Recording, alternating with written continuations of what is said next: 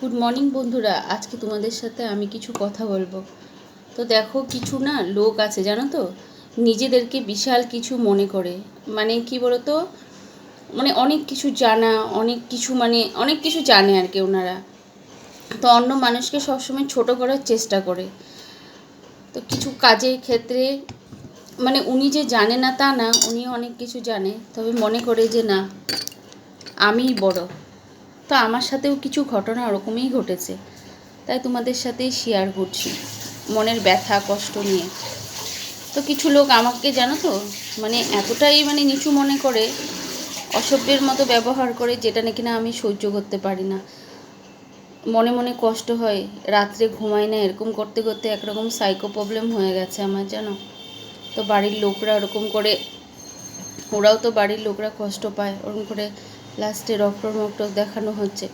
তো এটা কি ভালো বলো,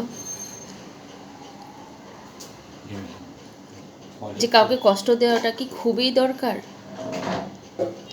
আমি মনে করি তুমি জানো কাজ, তুমি সব কিছু জানো, কি যে কে জানে না তাকে তুমি শেখানোর চেষ্টা করো, তাকে কষ্ট দেওয়াটা কি খুবই দরকার?